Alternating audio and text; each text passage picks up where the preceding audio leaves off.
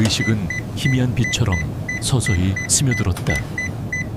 10년이라는 긴 세월 동안 그녀는 깊고 어두운 심해에 잠겨 있었다. 괜찮으세요? 모든 소리와 감각이 왜곡된 채 환자분 전달되는 눈 좀 고요한 깜빡여 지옥. 보세요. 한서연은 그곳에서 모든 것을 듣고 모든 것을 보았지만 You've been in a 그 coma for 어떤 10 것에도 years. 반응할 수 없는 살아있는 유령이었다. 그녀의 세상은 병실 천장의 네모난 무늬와 규칙적으로 울리는 생명 유지 장치의 기계음이 전부였다. 그러던 어느 날 굳게 닫혀 있던 의식의 틈새로 날카로운 감각이 파고들었다. 소독약 냄새 뻣뻣한 시트의 감촉, 그리고 아주 희미하게 들려오는 누군가의 목소리. 눈꺼풀은 청은망은 무거웠지만 그녀는 필사적으로 힘을 주었다. 아주 미세한 경련 끝에 10년 만에 처음으로 벌써 그녀의 10년이 눈이 지났네. 현실 세계를 향해 열렸다. 흐릿한 시야 속으로 들어온 것은 낯선 병실의 풍경이었다. 몸을 움직이려 했지만 근육은 그녀의 의지를 배신했다. 마치 돌처럼 굳어버린 사진은 미동조차 하지 않았다. 목에서는 아무런 소리도 나오지 않았다.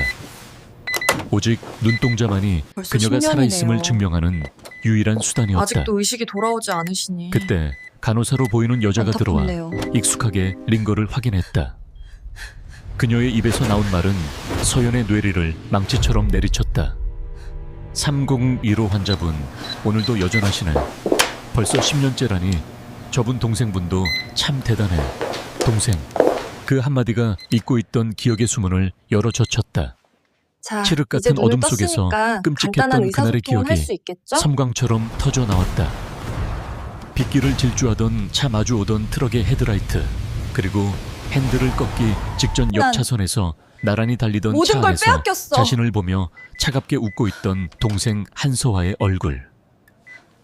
그 미소는 승리자의 여유로움과 악의에 찬 조롱 그 자체였다. 모든 것이 계획된 함정이었다. 분노가 온몸을 휘감았지만 그녀가 할 수 있는 것은 아무것도 없었다. 눈물조차 흐르지 않았다. 감정의 폭풍은 마비된 육체 안에 갇혀 격렬하게 소용돌이쳤다. 서화, 하나뿐인 내 동생. 나의 모든 것을 질투하고 시기했던 아이. 결국 네가 이런 짓을 저질렀구나. 나의 자리, 나의 회사, 그리고 나의 모든 것을 So it was 빼앗기 you, 위해 세요화. 나를 이 지옥에 My only 가두었구나. sister. 며칠이 지났을까 제가 서연은 가진 오가는 모든 것을 간호사들의 빼앗으려 대화를 했던 통해 거예요. 조각난 현실을 맞춰 나갔다. 자신이 식물인간 상태로 10년을 누워 있었다는 사실, 그리고 채원그룹은 동생인 한서화가 회장 자리에 앉아 완벽하게 장악했다는 소식. 하지만 그녀의 심장을 가장 예리하게 도려낸 것은 바로 아들 민준에 대한 이야기였다. 그 어린 아들은 어떻게 됐대? 엄마가 저렇게 됐으니 이모가 잘 거뒀겠지. 아니, 보육원으로 보냈다고 들었어. 아무래도 걸림돌이라고 생각했나 봐. 그 순간 서연의 세계는 다시 한번 무너져 내렸다. 민준이 8살밖에 안 됐던 내 아들. 세상에서 가장 사랑했던 나의 전부. 그 어린아이를 차가운 보육원으로 내쫓았단 말인가. 상상조차 할 수 없는 잔인함에 숨이 막혔다. 분노는 깊이를 알 수 없는 증오가 되어 그녀의 영혼에 새겨졌다. 복수. 오직 그 단어만이 그녀의 존재 이유가 되었다. 반드시 이 지옥에서 나가야만 했다. 그때부터 서연의 싸움이 시작되었다. 밤이 되면 모두가 잠든 시간 그녀는 온 신경을 손가락 끝에 집중했다. 움직여라. 제발 움직여라. 수만 번, 수십만 번을 마음속으로 외쳤다. 땀이 흐를 리 없는 몸에서 식은땀이 흐르는 듯한 착각마저 들었다. 며칠 밤낮의 사투 끝에 마침내 그녀의 검지손가락이 아주 미세하게 거의 보이지 않을 정도로 까딱였다. 그것은 기적의 시작이었다. 그녀의 미세한 변화를 알아차린 것은 나이 지긋한 박 간호사였다. 그녀는 다른 젊은 간호사들처럼 서연을 그저 숨쉬는 인형으로 대하지 않았다. 매일같이 말을 걸어주고 세심하게 그녀의 상태를 살폈다.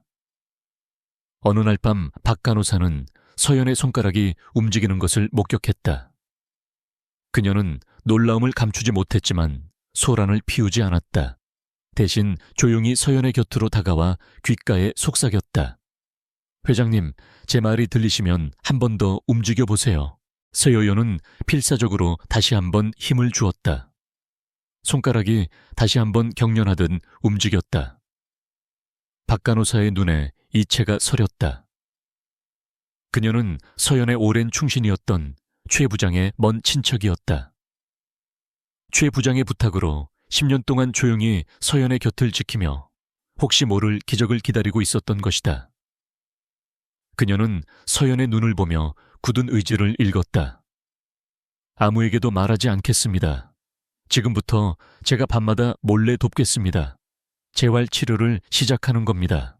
그날 이후 병실은 두 사람만의 비밀스러운 훈련장이 되었다. 박 간호사는 밤마다 순찰을 핑계로 서연의 병실을 찾아왔다. 그녀는 굳어버린 서연의 팔다리를 주무르고 관절을 조금씩 움직여 주었다. 고통은 상상을 초월했다. 뼈마디가 비명을 지르는 듯했고 근육은 끊어질 것처럼 아팠다. 하지만 서연은 신음소리 한번 내지 않고 묵묵히 고통을 견뎌냈다. 지옥 같은 고통 속에서 그녀는 동생 서화의 얼굴과 아들 민준의 모습을 떠올렸다. 한 달이 지났을 때 그녀는 손가락 5개를 모두 움직일 수 있게 되었다. 2달이 지났을 때는 팔을 아주 조금 들어 올릴 수 있었다. 진전은 더뎠지만 그녀는 결코 포기하지 않았다. 낮에는 죽은 듯이 누워 간호사들의 눈을 속였고 밤에는 박 간호사의 도움을 받아 피나는 재활을 계속했다. 그녀의 눈빛은 하루가 다르게 날카로워졌고 그 안에는 강철 같은 의지가 번뜩였다. 시간이 흘러 6개월이 지났을 때 서연은 마침내 침대에서 몸을 일으키는데 성공했다. 자신의 힘으로 앉은 것은 10년 만에 처음이었다. 앙상하게 마른 자신의 다리를 내려다보며 그녀는 입술을 깨물었다. 아직 갈 길이 멀었다.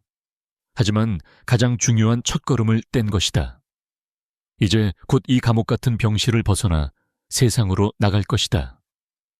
그리고 한서와 네가 쌓아 올린 모든 것을 무너뜨릴 것이다.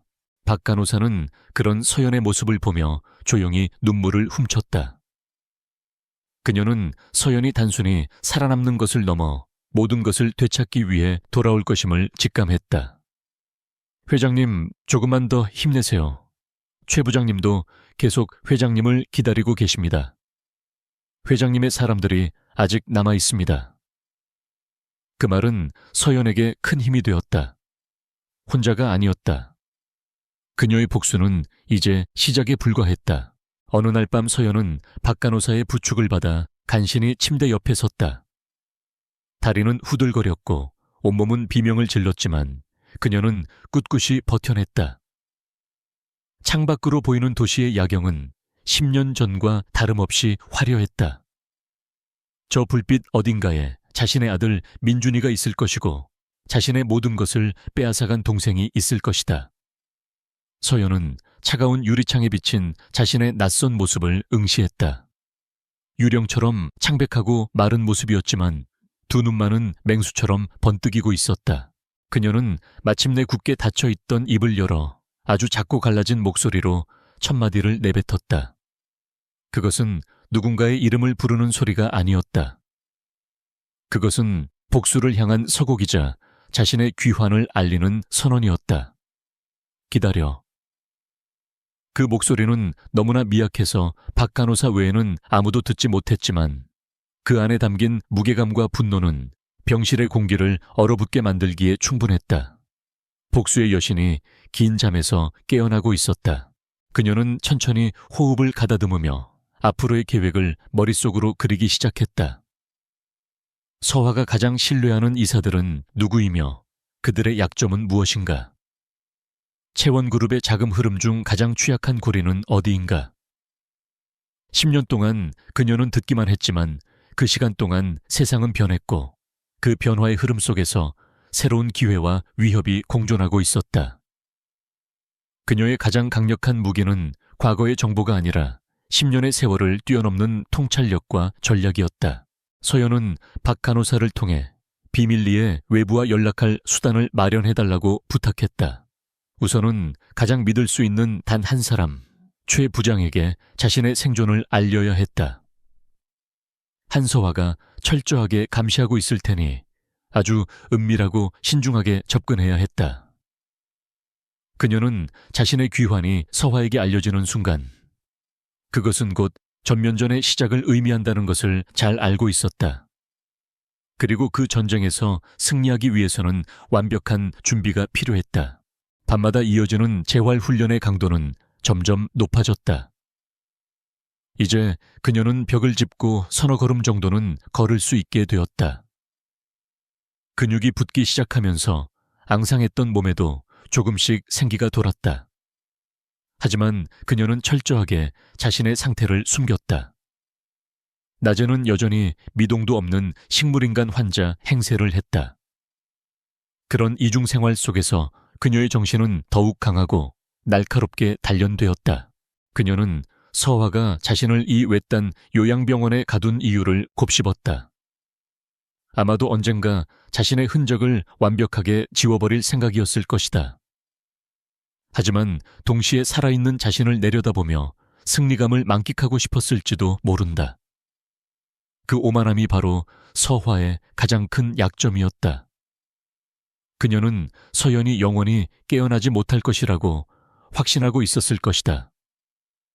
그리고 그 확신을 가장 극적인 순간에 깨뜨려주는 것, 그것이 서연이 계획한 복수의 첫 장이었다. 어느덧 서연이 깨어난 지 1년이 다 되어가고 있었다. 그녀는 이제 부축 없이도 병실 안을 혼자 걸어 다닐 수 있을 정도가 되었다. 목소리도 힘이 붙어 제법 명확하게 의사를 전달할 수 있었다. 박 간호사는 낡은 노트북 한 대를 몰래 구해다 주었고 서연은 밤마다 지난 10년간의 세상 변화와 채원그룹의 소식을 미친 듯이 탐독했다. 그녀의 머릿속에서 거대한 계획이 서서히 완성되어 가고 있었다. 그녀의 첫 번째 목표는 돈이었다. 복수를 위해서는 자금이 필요했다. 그리고 그녀는 채원그룹의 누구도 알지 못하는 비자금 계좌의 존재를 알고 있었다. 그것은 과거 아버지가 만약을 대비해 그녀에게만 따로 물려준 것이었다. 그 계좌에 접근하기 위해서는 복잡한 인증 절차가 필요했지만 그녀의 기억력과 지식이라면 불가능한 일은 아니었다. 모든 퍼즐 조각이 제자리를 찾아가고 있었다. 서연은 창밖을 내다보며 깊은 숨을 내쉬었다. 길고 긴 어둠의 터널이 끝나가고 있었다. 이제 곧 세상 밖으로 나갈 시간이다. 자신의 아들 민준이를 되찾고 한서화에게 모든 것을 되돌려줄 시간. 그녀의 눈빛은 차갑게 빛나고 있었다. 그것은 단순한 분노나 증오를 넘어선 자신의 운명을 되찾으려는 한 인간의 숭고하고도 처절한 의지의 불꽃이었다. 10년의 잠에서 깨어난 복수의 화신은 이제 막 첫걸음을 뗄 준비를 마쳤다. 한서연의 복수는 조용하고 정밀하게 시작되었다. 그녀의 첫 번째 무대는 낡은 노트북의 작은 화면이었다. 박 간호사가 구해준 노트북은 구형이었지만 인터넷에 연결되는 것만으로도 충분했다. 그녀는 밤마다 해박한 금융 지식과 예리한 분석력을 동원해 지난 10년간의 금융시장 흐름과 채원그룹의 재무제표를 샅샅이 훑었다. 한서화가 그룹을 어떻게 망가뜨리고 사유화했는지 그 흔적은 재무제표 곳곳에 암세포처럼 퍼져 있었다. 그녀의 첫 번째 목표는 아버지께서 남겨주신 비자금 계좌를 확보하는 것이었다. 스위스의 한 비밀, 금괴 예치된 그 자금은 복잡한 암호 체계와 여러 단계의 인증을 거쳐야만 접근할 수 있었다. 아버지는 생전의 그녀에게 가장 절망적인 순간에 너를 지켜줄 마지막 방패가 될 것이다 라며 계좌의 존재를 알려주셨다. 서연은 기억의 조각들을 하나씩 꿰맞추며 암호를 해독해 나갔다. 마치 녹슨기계에 기름칠을 하듯 10년간 잠들어 있던 그녀의 뇌는 경이로운 속도로 활성화되었다. 마침내 마지막 관문을 통과했을 때 화면에 나타난 숫자는 그녀의 예상을 훨씬 뛰어넘는 금액이었다. 그 돈은 단순한 자금이 아니었다. 그것은 아버지의 사랑이었고 그녀에게 주어진 두 번째 기회였다. 그녀는 즉시 자금의 일부를 여러 개의 유령 회사 계좌로 분산시켰다. 이제 실탄은 준비되었다. 다음은 첫 번째 사격이었다. 그녀는 채원그룹을 직접 공격하는 대신 한서화가 가장 공을 들이고 있는 해외 바이오 자회사를 타겟으로 삼았다. 그녀는 그 회사의 치명적인 약점을 알고 있었다. 10년 전 자신이 직접 추진했던 프로젝트였지만 임상실험 데이터에서 미세한 결함을 발견하고 중단시켰던 바로 그 기술이었다. 하지만 한서화는 단기적인 성과에 눈이 멀어 그 기술을 부활시켜 대대적으로 홍보하고 있었다. 서연은 익명의 계좌를 통해 막대한 자금을 동원하여 해당 회사의 주식을 공매도하기 시작했다. 동시에 유럽의 한 작은 언론사에 그 기술의 결함에 대한 분석 데이터를 익명으로 제보했다. 효과는 즉각적이었다. 며칠 후 그 언론사의 작은 기사는 월스트리트의 분석가들에게 포착되었고 기술의 잠재적 위험성에 대한 보고서가 연이어 터져 나왔다. 한서화가 애지중지하던 바이오 자회사의 주가는 하루아침에 폭락했다. 채원그룹 전체가 휘청일 정도는 아니었지만 시장의 신뢰에 미세한 균열을 일으키기에는 충분했다. 서연은 노트북 화면에 비친 폭락 그래프를 보며 차가운 미소를 지었다. 이것은 시작에 불과했다. 너의 제국에 첫 번째 균열이 생겼다, 서화야. 이제 다음 단계로 넘어갈 시간이었다. 그녀에게는 외부에서 움직여줄 손과 발이 필요했다. 박 간호사를 통해 그녀는 최영진 부장에게 연락을 시도했다. 최 부장은 아버지 시절부터 채원그룹에 몸담아 온 충신이자 서연이 가장 신뢰했던 오른팔이었다. 한서화가 회장이 된 후 그는 모든 실권을 빼앗기고 한직인 자재관리부로 밀려나 있었다. 서연은 박 간호사에게 쪽지 한 장을 건넸다. 거기에는 그와 그녀만이 아는 장소와 시간이 적혀 있었다. 남산 두 번째, 벤치 10년 전 그날처럼 최영진 부장은 지난 10년간 죽은 사람처럼 살아왔다. 존경하던 한 회장이 세상을 떠나고 믿고 따르던 한서연 회장이 식물인간이 된 후 그의 세상은 잿빛으로 변했다. 한서화의 밑에서 굴욕적인 세월을 견뎌온 것은 언젠가 한서연 회장이 깨어날지도 모른다는 신락 같은 희망 때문이었다. 그러던 어느 날 그는 의문의 쪽지를 받았다. 남산 두 번째 벤치. 그 문구를 보는 순간 그의 심장은 거세게 요동쳤다. 그것은 10년 전 서연이 그에게 거대한 프로젝트를 맡기며 격려해 주었던 비밀스러운 장소였다. 약속된 시간 그는 떨리는 마음으로 남산을 찾았다. 두 번째 벤치에는 휠체어에 앉은 한 여인의 뒷모습이 보였다. 앙상한 어깨와 힘없는 모습. 하지만 그 뒷모습에서 그는 낯설지 않은 기운을 느꼈다. 그가 조심스럽게 다가가자 여인이 천천히 고개를 돌렸다. 10년의 세월이 핥히고 간 흔적이 역력했지만 그 눈빛만은 예전과 같았다. 깊고 총명하며 강철 같은 의지를 품고 있는 그 눈빛. 최 부장님. 갈라진 목소리였지만 분명 한서연 회장의 목소리였다. 최영진은 자신의 눈을 의심했다. 유령을 보는 것만 같았다. 그는 자리에 주저앉아 아이처럼 오열을 했다. 회장님, 살아계셨군요. 정말 살아계셨군요. 그의 눈물은 지난 10년간의 서름과 그리움, 그리고 기적을 목격한 감격이 뒤섞인 것이었다. 서연은 그의 어깨를 말없이 토닥여 주었다. 그녀 역시 눈시울이 뜨거워졌지만 감상에 젖어 있을 시간이 없었다. 어느 정도 진정이 되자 최영진은 결의에 찬 눈빛으로 서연을 바라보았다. 무엇이든 시켜만 주십시오. 이 최영진 목숨을 바쳐 회장님을 따르겠습니다. 서연은 고개를 끄덕였다. 목숨은 아껴두세요. 앞으로 할 일이 많을 테니. 우선 두 가지를 부탁드립니다. 첫째, 내 아들 민준이를 찾아주세요. 10년 전 보육원으로 보내줬다고 들었습니다. 어떻게든 그 아이의 행방을 알아봐 주세요. 그녀의 목소리는 민준의 이야기를 할 때 미세하게 떨렸다. 최영재는 주먹을 불끈 쥐었다. 그 역시 민준이 보육원으로 보내졌다는 소식을 듣고 분노했었지만 아무것도 할 수 없었다.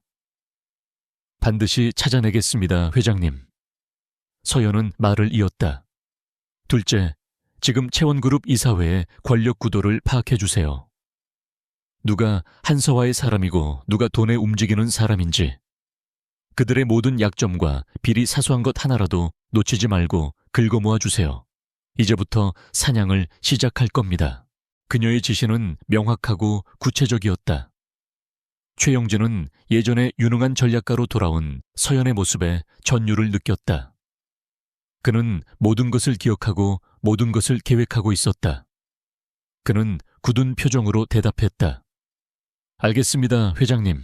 즉시 시작하겠습니다. 그날 이후 최영진은 조용히 움직이기 시작했다. 낮에는 무기력한 자재 관리 부장으로 일했지만 밤이 되면 서연의 눈과 귀가 되어 그룹의 어두운 이면을 파헤쳤다. 한편 채원그룹 회장실에서는 한서화가 격노하고 있었다. 갑작스러운 바이오 자회사의 주가 폭락 사태는 그녀의 자존심에 큰 상처를 입혔다. 원인이 뭐야? 단순한 시장 변동이라고 그런 멍청한 소리를 믿으라는 거야. 그녀는 비서실장에게 서류 뭉치를 집어던지며 소리쳤다. 그녀는 이번 사태가 단순한 사고가 아님을 직감했다. 누군가 의도적으로 자신을 공격하고 있다는 불길한 예감이 그녀를 사로잡았다. 그녀는 즉시 내부 감사를 지시하고 정보 유출 경로를 추적하게 했다. 하지만 공격은 외부에서 들어온 것이었고 너무나 정교해서 아무런 흔적도 남기지 않았다. 그녀는 불안감에 휩싸였다. 지난 10년간 그녀는 절대 권력을 누려왔다. 감히 누구도 그녀에게 도전할 생각조차 하지 못했다. 그런데 갑자기 나타난 이 보이지 않는 적은 누구란 말인가? 그녀는 자신에게 원한을 품을 만한 인물들을 하나씩 떠올렸지만 마땅한 용의자가 없었다. 그녀의 불안감은 밤이 되면 더욱 심해졌다. 죄책감이라는 망령이 그녀를 찾아왔다.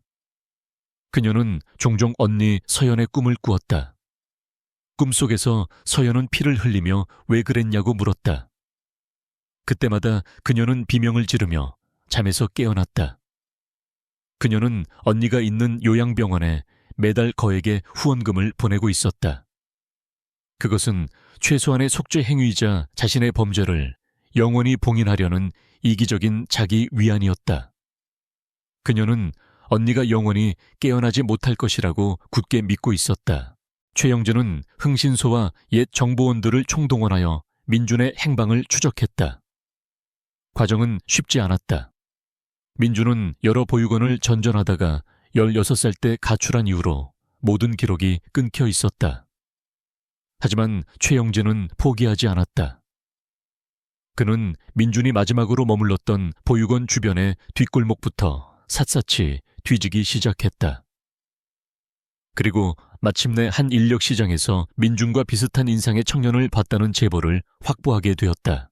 최영진은 서연에게 첫 번째 보고를 올렸다. 민준 도련님을 찾을 수 있을 것 같습니다. 그리고 이사회에 대한 자료도 수집 중입니다. 예상대로 썩지 않은 곳이 없습니다. 서연은 휠체어에 앉아 창밖을 보며 그의 보고를 들었다. 그녀의 표정에는 아무런 변화가 없었지만 그 소식을 듣는 순간 그녀의 심장은 10년 만에 처음으로 따뜻한 희망으로 가득 찼다. 복수의 거대한 톱니바퀴가 맞물려 돌아가기 시작했다. 보이지 않는 곳에서 시작된 서연의 첫 번째 수는 한서화의 견고한 성에 작은 파문을 일으켰다. 아직 아무도 그 파문의 진원지가 10년간 잠들어 있던 복수의 여신이라는 사실을 알지 못했다. 서연은 조용히 다음 수를 준비했다. 이제 곧 그녀의 존재를 세상에 그리고 한서화의 눈앞에 드러낼 시간이었다. 첫 번째 기습은 성공적이었다. 이제부터는 본격적인 전쟁의 시작이었다. 한서연의 최우선 순위는 아들 강민준을 찾는 것이었다. 복수는 그 다음 문제였다. 잃어버린 10년의 세월 속에서 가장 사무치는 것은 채원그룹의 회장 자리도 빼앗긴 명예도 아니었다. 8살 어린 나이에 세상에 홀로 내던져졌을 아들의 모습이었다. 그녀의 심장은 매일 밤 아들의 이름을 부르며 조각났다. 민준아, 내 아가. 엄마가 너무 늦어서 미안해. 최영진 부장은 자신의 모든 역량을 총동원해 민준의 행방을 쫓았다. 그는 먼저 서류상으로 남아있는 흔적을 따라갔다. 민준은 한서화에 의해 서울 외곽의 한 시립보육원으로 보내졌다. 그곳의 기록에는 아이가 초반에 극심한 분리불안과 우울 증세를 보였다고 적혀 있었다.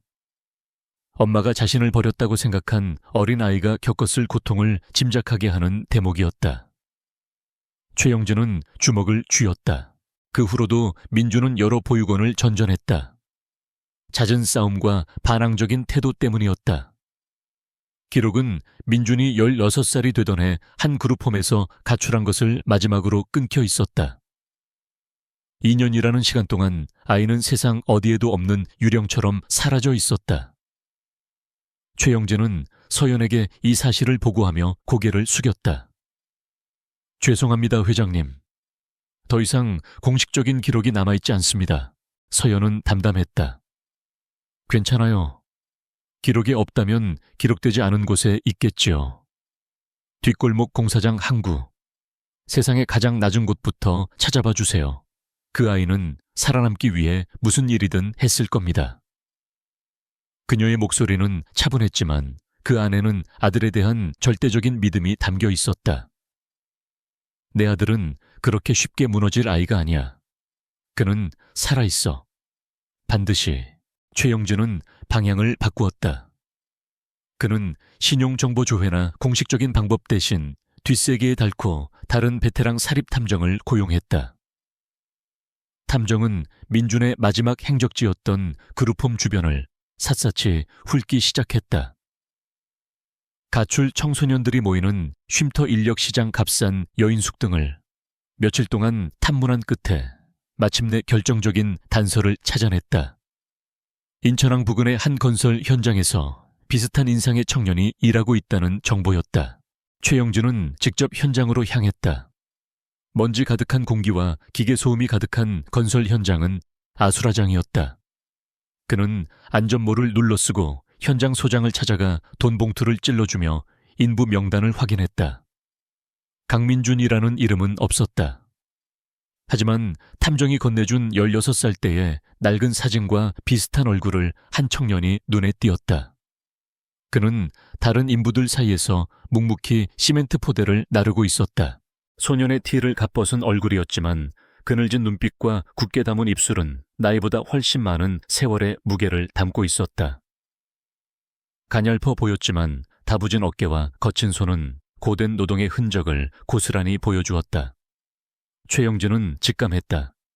저 아이가 틀림없다. 그는 심장이 내려앉는 것 같았다. 채원그룹의 유일한 후계자가 먼지 구덩이 속에서 저렇게 힘겹게 살아가고 있다니. 그는 서둘러 서연에게 연락했다. 찾았습니다, 회장님. 도련님을 찾았습니다.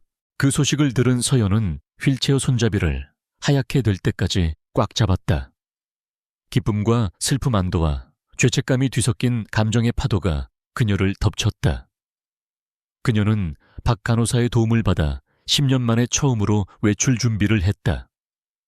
가장 단정하고 따뜻해 보이는 옷을 골라 입고 희끗희끗한 머리를 곱게 빗었다. 앙상한 얼굴에 혈색이 돌도록 아주 옅은 화장도 했다. 아들 앞에 초라한 모습으로 서고 싶지 않았다.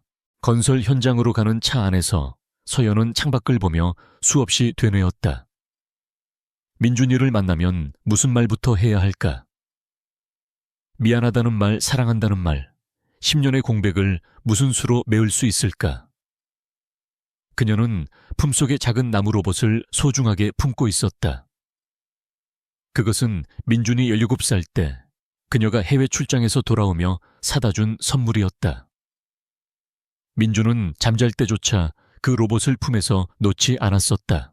최영진의 안내를 받아 도착한 건설 현장은 서연이 상상했던 것보다 훨씬 더 거칠고 황량했다.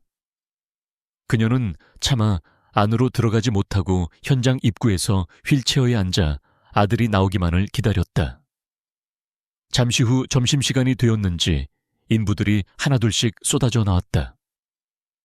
그리고 그 무리 속에 앳된 얼굴에 민준이 있었다. 땀과 먼지로 범벅이 된 얼굴이었지만 그 이목구비에는 어린 시절의 모습이 선명하게 남아있었다. 서연의 눈에서 눈물이 왈칵 쏟아졌다. 민준아, 그녀의 입에서 터져나온 부름은 소음 속에 묻혀 닿지 않았다. 최영진이 먼저 민준에게 다가갔다. 학생 혹시 강민준 군 되나? 민준은 경계심 가득한 눈빛으로 그를 쏘아보았다. 누구요? 사람 잘못 봤수. 짧게 쏘아붙이고 돌아서는 그의 팔을 최영진이 잡았다. 잠깐만 얘기 좀 하세. 중요한 일이야. 민준은 거칠게 그의 손을 뿌리쳤다. 노으쇼, 당신들 같은 사람들이 왜 나를 찾는지 알아? 빚쟁이들이 보냈나? 아니면 또 다른 보육원으로 끌고 가려고 이젠 지긋지긋해. 그의 목소리에는 세상에 대한 깊은 불신과 냉소가 어려 있었다. 그때 서연이 휠체어를 움직여 그들 앞으로 다가왔다. 민준아. 민준의 시선이 휠체어에 앉은 낯선 여자에게 향했다. 병색이 완연한 깡마른 여자. 그는 미간을 찌푸렸다. 누구신데요? 서연은 떨리는 목소리로 간신히 말을 이었다. 나야. 엄마야, 민준아. 그 순간 주변의 모든 소음이 멎는 듯 했다. 민준의 얼굴에 스쳐 지나간 것은 놀라움이 아니었다. 그것은 경멸에 가까운 차가운 비웃음이었다. 엄마하 이제 와서 별 미친 사람을 다 보겠네. 우리 엄마는 죽었어. 10년 전에 나를 버리고 죽었다고. 그는 버리고라는 단어에 힘을 주었다. 그 말은 비수가 되어 서연의 심장에 박혔다. 아니야, 민준아. 오해야. 엄마는 사고를 당해서 오랫동안 아팠어. 너를 버린 게 아니야. 그녀는 필사적으로 해명했지만 민준의 다친 마음을 열기에는 역부족이었다. 민준은 그녀의 앙상한 모습과 값비싸 보이지만 어딘지 모르게 낡은 옷을 위아래로 훑어보았다. 그래서 이제 와서 뭐 어쩌라고 병든 몸으로 나타나서 동정이라도 구하는 거요. 아니면 죽기 전에 아들 얼굴 한번 보겠다. 뭐 그런 심파라도 찍는 건가 필요 없어. 당신이 내 엄마든 아니든 이제 와서 상관없는 일이야. 서연은 가슴이 무너져 내렸지만 울지 않았다. 그녀는 품속에서 작은 나무 로봇을 꺼내 그에게 내밀었다.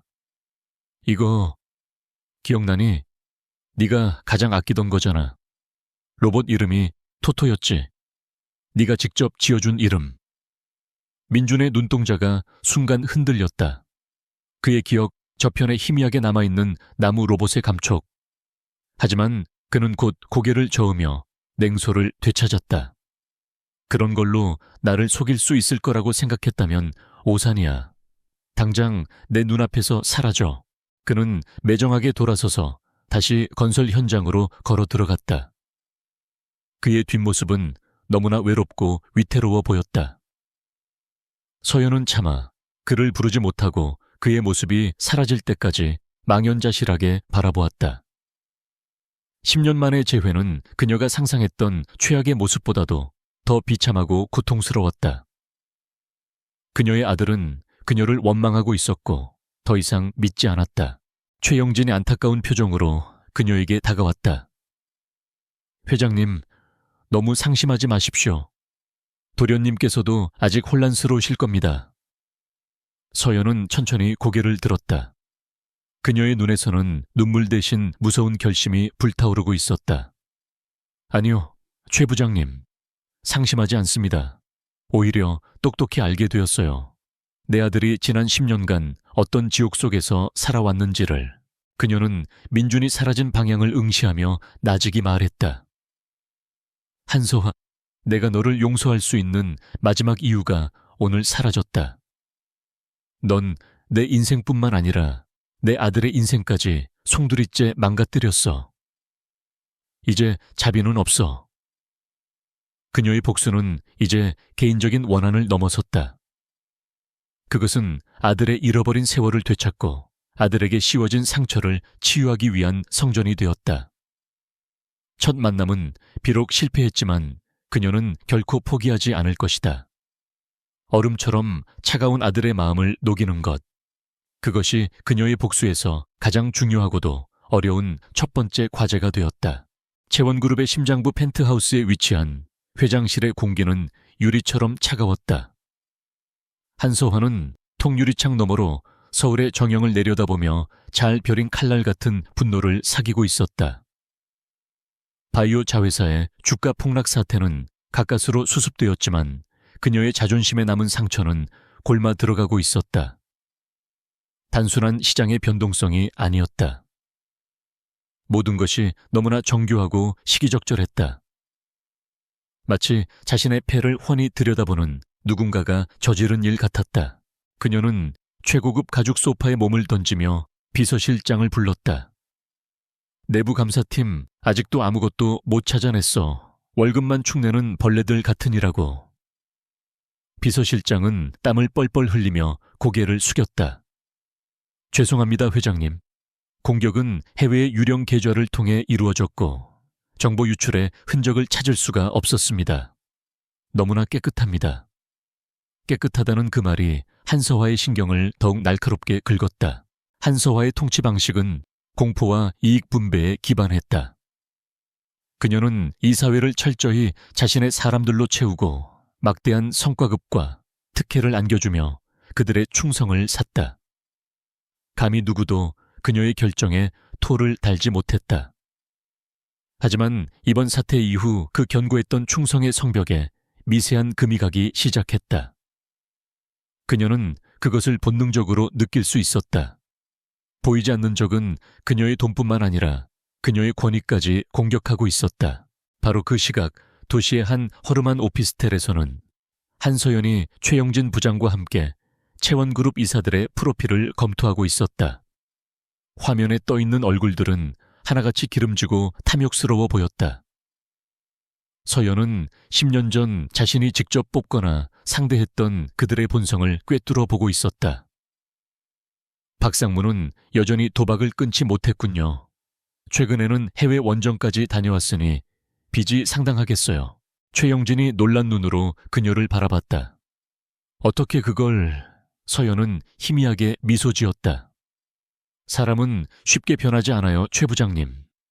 김 전무는 야망은 크지만 겁이 많고 이 상무는 겉으로는 강직해 보이지만 자식 문제에 약하죠. 우리는 이 균열을 파고들어야 합니다. 직접적인 접촉은 피하세요. 우연을 가장한 만남 흘리는 듯한 정보. 의심의 씨앗을 심는 것만으로도 충분합니다. 최영진은 서연의 지시에 따라 움직이기 시작했다. 그는 한 고급 룸살롱에서 우연을 가장해 박상무와 마주쳤다. 그는 한탄하듯 말했다. 요즘 그룹 사정이 영 좋지 않아서 말이야. 한 회장님께서 너무 해외 사업에만 몰두하시니 알짜배기 내수시장을 다 놓치고 있어. 예전 한서연 회장님 시절에는 상상도 못할 일이지. 도박빚에 시달리던 박상무의 귀가 번쩍 뜨였다. 며칠 후 그는 한 동문회 모임에서 김 전무의 옆자리에 앉았다. 그는 걱정스러운 얼굴로 속삭였다. 바이오 자회사 건 말이야. 외부에서는 단순한 해프닝으로 보지만 내부 정보에 의하면 기술적 결함이 생각보다 심각하다더군. 한 회장님께서 무리하게 밀어붙인 결과라는 소문이 파다해. 이러다 그룹 전체가 위험해지는 거 아닌지 모르겠네. 소심한 김 전무의 얼굴이 하얗게 질렸다. 의심의 씨앗은 빠르게 퍼져나갔다. 이사들은 공식적인 자리에서는 여전히 한서화에게 아첨했지만 사석에서는 서로 눈치를 보며 수군거리기 시작했다. 한서화의 리더십에 대한 불신이 안개처럼 피어올랐다. 한서화는 이 미묘한 기류 변화를 감지했지만 물증이 없으니 누구를 탓할 수도 없었다. 그녀는 그저 보이지 않는 위협에 대한 불안감으로 점점 더 예민해질 뿐이었다. 서연은 이제 결정적인 한 방을 준비했다. 그녀의 목표는 한서화가 가장 큰 치적으로 내세우고 있는 동남아 리조트 개발 사업이었다. 겉보기에는 화려하고 유망해 보였지만 서연은 그 사업의 재무 보고서에서 분식회계의 흔적을 발견했다. 현지 정권과의 유착 부풀려진 예상 수익 숨겨진 부실 채권. 그것은 언제 터질지 모르는 시한폭탄이었다. 서연은 최영진을 통해 입수한 내부 자료들을 재가공했다. 그녀는 단순히 정보를 나열하는 대신 한편의 완벽한 분석 보고서를 만들어냈다. 누가 언제 어떻게 비자금을 조성했고 그 돈이 누구에게 흘러 들어갔는지 명확하게 정리했다. 그리고 그 자료를 가장 신뢰할 수 있는 경제 전문 기자에게 익명으로 제보했다. 그 기자는 부패한 기업을 저격하는 것으로 유명한 인물이었다. 며칠 뒤 중요한 이사회가 열리는 날 아침, 대형 경제지에 특종 기사가 터졌다. 채원그룹 동남아 리조트 사업의 검은 그림자, 수천억 원대 분식회계 의혹. 기사는 엄청난 파장을 불러일으켰다. 채원그룹의 주가는 개장과 동시에 폭락하기 시작했고 회사 로비는 기자들로 아수라장이 되었다. 이사회 회의실의 분위기는 그야말로 살얼음판이었다. 한서화는 태연한 척 애썼지만 분노로 파르르 떨리는 턱을 감출 수는 없었다. 근거 없는 낭설입니다. 언론중재위원회에 즉각 제소하고 유포자를 찾아내 법적 책임을 묻겠습니다. 하지만 이사들의 반응은 예전과 달랐다. 아무도 섣불리 그녀의 편을 들지 않았다. 침묵을 깬 것은 박상무였다. 그는 빚 독촉에 시달리던 터라 배수진을 칠 각오였다. 회장님, 근거 없는 낭설이라고만 할 수는 없습니다. 기사에 나온 내용이 너무나 구체적입니다. 이 사태에 대해 주주들에게 명확하게 해명해야 할 책임이 우리에게는 있습니다. 그의 발언에 겁 많던 김 전무도 용기를 내어 거들었다. 맞습니다. 투명한 정보 공개만이 시장의 신뢰를 회복할 수 있는 유일한 길입니다. 한서화의 얼굴이 흉흉하게 일그러졌다. 감히 내 앞에서 방귀를 들어 그녀는 책상을 내리치며 고함을 질렀다. 지금 누구를 가르치려 드는 겁니까? 이 사업은 내가 책임집니다. 당신들은 내 지시나 따르면 되는 거요. 하지만 그녀의 고함은 더 이상 예전 같은 위력을 발휘하지 못했다. 이미 의심의 씨앗에 물이 주어진 뒤였다. 이사들은 서로 눈치를 보며 계산기를 두드리기 시작했다. 한서화라는 배가 가라앉을 경우 자신들이 탈출할 구명보트는 어디에 있는가? 회의는 아무런 결론도 내리지 못한 채 엉망으로 끝났다. 한서화는 난생 처음으로 자신의 왕국에서 고립되는 기분을 맛보았다. 그녀는 자신의 사무실로 돌아와 닥치는 대로 물건을 집어던지며 분노를 터뜨렸다. 내부에 쥐새끼가 있어. 내 정보를 빼돌린 놈이 분명히 이어 있어. 당장 색출해. 그녀의 광기 어린 숙청이 시작되었다. 그녀는 조금이라도 의심이 가는 직원들을 해고하고 자신에게 반대 의견을 냈던 이사들의 뒷조사를 시작했다. 하지만 그녀가 채찍을 휘두를수록 내부의 균열은 더욱 깊어질 뿐이었다. 공포에 질린 직원들은 몸을 사렸고 업무는 마비되었다. 이사들은 한서화의 광기에 등을 돌리고 저마다 살 길을 모색하기 시작했다. 모든 것이 한서연의 계획대로 흘러가고 있었다. 같은 시각 서연은 자신의 오피스텔에서 조용히 뉴스를 보고 있었다. 아나운서는 채원그룹의 경영 위기에 대해 심각한 목소리로 떠들고 있었다. 그녀의 곁에는 박 간호사가 끓여준 따뜻한 죽이 놓여 있었다. 그녀는 숟가락을 들어 천천히 죽을 한술 떴다. 10년 만에 처음으로 느끼는 음식의 맛이었다. 그녀의 복수는 뜨겁고 자극적인 맛이 아니었다. 차갑지만 철저하게 계산된 그리고 마침내 되찾게 될 정의의 맛이었다. 한서화의 제국은 이제 외부가 아닌 내부에서부터 스스로 무너져 내리기 시작했다. 한서연은 조급해하지 않았다. 10년이라는 긴 시간을 기다렸는데 며칠 몇 달을 더 기다리지 못할 이유가 없었다. 아들 민준과의 첫 만남은 비록 실패로 끝났지만 그녀는 아들의 눈빛에서 깊은 상처와 함께 숨겨진 그리움을 읽었다. 얼음장 같은 태도 아래에는 엄마에게 버림받았다는 배신감과 원망이 용암처럼 들끓고 있었다. 그 상처를 억지로 헤집는 것은 어리석은 짓이었다. 말보다는 행동으로 존재 자체로 증명해 보이는 수밖에 없었다. 그녀는 최영진 부장을 통해 민준의 주변을 아주 조심스럽게 살피게 했다. 직접적인 접촉은 피하고 그저 아이가 위험에 처하지 않도록 멀리서 지켜봐 달라고만 부탁했다. 그녀는 민준이 살고 있다는 허름한 옥탑방 사진을 건네받았다. 금방이라도 무너져 내릴 듯한 낡은 건물, 찬바람을 막아주지 못할 얇은 창문. 그녀는 사진을 보며 가슴을 쳤지만 섣불리 좋은 집을 구해주는 등의 행동은 하지 않았다. 그런 동정은 오히려 아들의 자존심을 짓밟고 더 멀어지게 만들 뿐이라는 것을 잘 알았다. 며칠 후 최 부장으로부터 긴급한 보고가 들어왔다. 예상했던 문제였다. 민준이 일하는 건설 현장은 불법 인력 시장을 장악한 지역 조폭과 연계된 곳이었고 그들은 인부들의 임금을 착취하고 고리에 사채를 빌려주며 그들을 올가매고 있었다. 민준 역시 그들의 덫에 걸려 있었다. 동료 인부가 다쳐 병원비가 급하다는 말에 보증을 서주었는데 그 동료가 야반도주하면서 모든 빚을 민준이 떠안게 된 것이다. 조폭들은 매일같이 민준을 찾아와 협박하고 폭행하기 시작했다. 빚은 눈덩이처럼 불어났고 민준은 하루하루를 지옥 속에서 버티고 있었다. 최 부장은 분노하며 당장 자신이 아는 사람들을 동원해 해결하겠다고 했지만 서연은 그를 말렸다. 아니요, 최 부장님. 폭력은 더 큰 폭력을 낳을 뿐입니다. 그리고 무엇보다 이것은 내가 직접 해결해야 할 문제입니다. 민준이에게 보여줘야만 해요. 진짜 힘이 무엇인지를. 그녀는 돈으로 빚을 갚아주는 쉬운 길을 택하지 않았다. 대신 그 조폭 조직의 우두머리에 대한 모든 것을 조사하라고 지시했다. 그의 이름은 독사 본명은 박철웅이었다. 온갖 불법적인 사업에 손을 대고 있었지만 최근에는 사업을 합법적인 건설업으로 확장하려 애쓰고 있다는 정보가 들어왔다. 그는 곧 있을 시에 공공건설 사업 입찰에 사활을 걸고 있었다. 그것이 그의 아킬레스건이었다.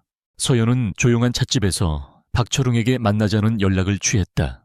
처음 박철웅은 휠체어를 탄 병색이 완연한 여자가 자신을 찾는다는 말에 코웃음 쳤다.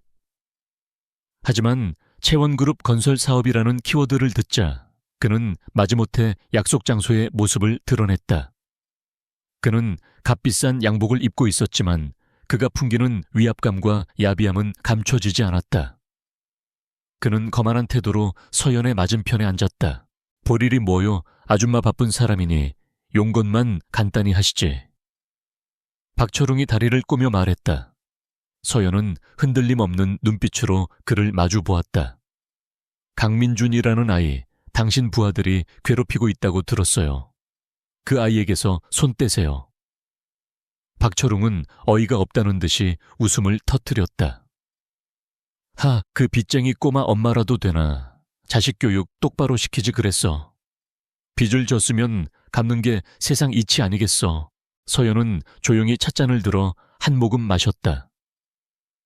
그녀의 침착한 태도에 오히려 박철웅이 초조해졌다. 오늘부로 그 아이의 빚은 없는 걸로 하세요. 그리고 밀린 임금까지 정확하게 계산해서 지급해 주시고요. 다시는 그 아이 근처에 얼씬도 하지 마세요. 박철웅의 얼굴이 굳어졌다. 지금 나한테 명령하는 거요. 당신 죽고 싶어 환장했나? 그가 험악하게 몸을 앞으로 숙였다. 서연은 눈 하나 깜짝하지 않고 말을 이었다. 박철웅 씨, 2달 전 A건설 현장에서 있었던 안전사고 당신들이 증거를 조작해서 하청업체에 책임을 떠넘겼죠. 내가 그 원본 증거 자료를 가지고 있다면 어떨까요? 박철웅의 눈이 커졌다. 그리고 당신이 운영하는 불법 도박 사이트 서버 필리핀에 있죠. 자금 세탁은 대포 통장 12개를 통해 이루어지고요. 그 계좌 내역 전체를 내가 가지고 있다면 박철웅의 얼굴이 하얗게 질리기 시작했다. 서연은 마지막 쐐기를 박았다.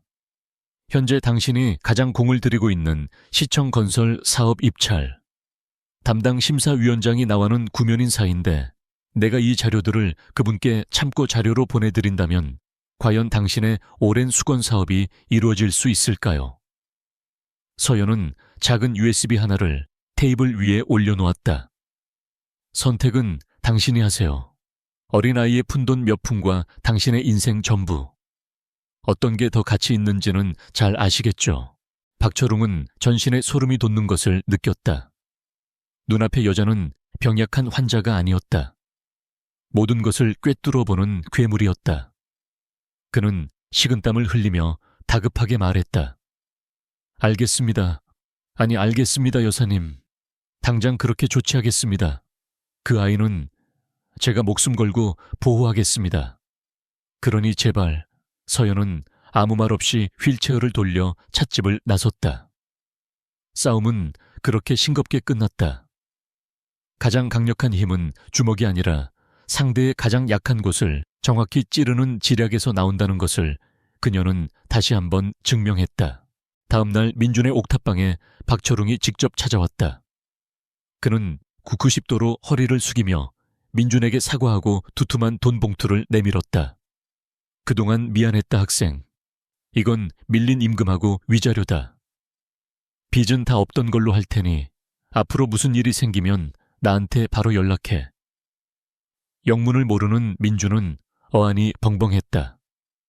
어제까지만 해도 자신을 죽일 듯이 협박하던 조폭 두목이 왜 갑자기 저 자세로 나오는지 도무지 이해할 수 없었다. 그날 밤 민준은 잠을 이룰 수 없었다. 머릿속이 복잡했다. 그리고 자연스럽게 며칠 전 자신을 찾아왔던 엄마라고 주장하던 그 여자를 떠올렸다. 설마 그 사람이 말도 안 된다고 생각하면서도 심장은 자꾸만 한쪽 방향을 가리키고 있었다. 다음 날 일을 마친 민준은 홀린 듯이 자신의 옥탑방으로 향했다. 그리고 그곳 계단에 휠체어에 앉아 조용히 자신을 기다리고 있는 서연을 발견했다. 이번에는 서연이 먼저 말을 걸지 않았다. 그녀는 그저 지친 아들을 말없이 바라볼 뿐이었다. 민준은 한참을 망설이다가 마침내 무겁게 입을 열었다. 당신이 한 짓이에요. 서연은 긍정도 부정도 하지 않고 부드러운 목소리로 되물었다. 몸은 괜찮니? 다친 곳은 없고. 그 따뜻한 물음에 민준의 얼어붙었던 마음 한구석이 미세하게 녹아내리는 것 같았다. 민준은 주먹을 꽉 쥐었다. 그는 강한 척 냉정한 척했지만 사실은 두려웠다. 매일 밤이 무서웠다. 그런데 이 연약해 보이는 여자가 단 하루 만에 그 모든 공포를 걷어내 주었다. 그것도 자신이 가장 경멸하던 돈이나 폭력이 아닌 전혀 다른 방식으로. 그는 처음으로 그녀를 제대로 마주 보았다. 그리고 그녀의 눈 속에서 깊은 슬픔과 미안함, 그리고 변치 않는 사랑을 보았다. 왜 민준의 목소리가 가늘게 떨려 나왔다. 왜 이제 와서? 서연은 휠체어에서 내려와 후들거리는 다리로 간신히 그에게 다가갔다. 그리고 10년 만에 처음으로 아들을 품에 안았다. 미안해. 엄마가 너무 늦어서 정말 미안해, 민준아. 그 한마디에 민준의 모든 방어벽이 무너져 내렸다. 그는 어린아이처럼 서연의 품에 안겨 참아왔던 눈물을 터뜨렸다. 10년 동안 쌓아왔던 외로움과 서러운 분노와 그리움이 뜨거운 눈물이 되어 쏟아져 나왔다. 그날 밤 낡은 옥탑방의 작은 불빛 아래서 두 사람은 오랫동안 서로를 부둥켜 안고 울었다. 길고 긴 겨울을 지나 마침내 그들의 시간에 작은 봄이 찾아오고 있었다.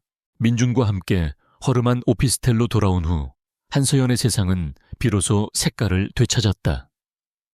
텅 비어있던 공간은 서툰 솜씨로 끓인 라면 냄새와 아들의 낮은 숨소리로 채워졌다. 그녀는 밤마다 잠든 민준의 얼굴을 보며 잃어버린 10년의 세월을 위로받았다. 아들은 그녀에게 단순한 보호의 대상을 넘어 이제 복수를 완성하기 위한 가장 강력하고 믿음직한 파트너가 되어주고 있었다. 민준은 길 위에서 살아남으며 얻은 생존 본능과 날카로운 눈썰미를 가지고 있었다. 그는 정규 교육을 제대로 받지 못했지만 사람의 거짓말을 꿰뚫어보고 상황의 본질을 파악하는 데는 천부적인 감각이 있었다. 한서연이 기업의 재무제표와 데이터 속에서 적의 약점을 찾아낸다면 민주는 도시의 가장 어둡고 낮은 곳에서 살아있는 정보를 건져 올릴 수 있었다. 어느 날 밤 서연은 오피스텔 벽에 걸린 거대한 화이트보드 앞에 섰다. 보드에는 한서화와 채원그룹 이사들의 이름, 그리고 그들과 연결된 수많은 선들이 거미줄처럼 얽혀 있었다. 민준아, 이리 와보렴. 그녀의 부름에 민준이 다가왔다. 우리가 지금까지 한 것은 한서화의 성벽에 작은 균열을 낸 것뿐이야. 그녀를 완전히 무너뜨리려면 성을 지탱하고 있는 이 기둥들을 모두 뽑아버려야 해. 그녀가 가리킨 곳에는 정치인, 검찰, 언론계 유력 인사들의 이름이 적혀 있었다. 한서화는 지난 10년간 돈으로 이들을 매수해서 자신의 방패막이로 삼았어. 단순한 뇌물이 아니야. 서로의 약점을 공유하고 이권을 나눠 가지는 거대한 부패의 카르텔이지. 이 고리를 끊지 않으면 우리가 한서화를 끌어내려도 제2, 제3의 한서화가 나타날 뿐이야. 그녀의 목소리는 조용했지만 강한 결의가 담겨 있었다. 민주는 화이트보드를 묵묵히 응시했다. 거대한 권력의 지도 앞에서 그는 주눅들지 않았다. 오히려 그의 눈은 전사의 그것처럼 날카롭게 빛났다. 내가 뭘 하면 되죠? 그에게는 이제 망설임이 없었다. 엄마의 싸움은 곧 자신의 싸움이었다. 최 부장님 같은 분들이 접근할 수 없는 곳, 그들의 시선이 닿지 않는 곳에 정보가 필요해. 운전기사 수행비서, 술집 종업원, 권력자들의 가장 가까이에서 그들의 민낯을 보는 사람들 말이야. 민준의 활동이 시작되었다. 그는 더 이상 건설 현장 인부가 아니었다.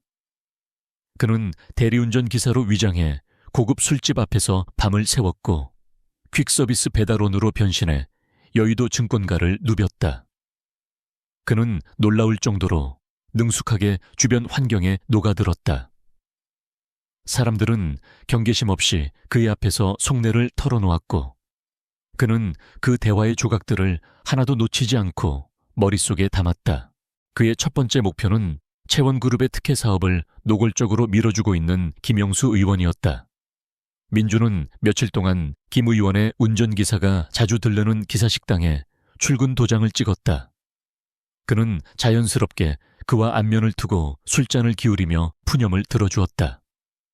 우리 의원님, 허허, 좋으신 분이지. 그런데 돈에 약한 게 흠이라면 흠이야. 특히 달러를 좋아하시지. 결정적인 정보는 김 의원의 숨겨진 아들 문제에서 터져나왔다.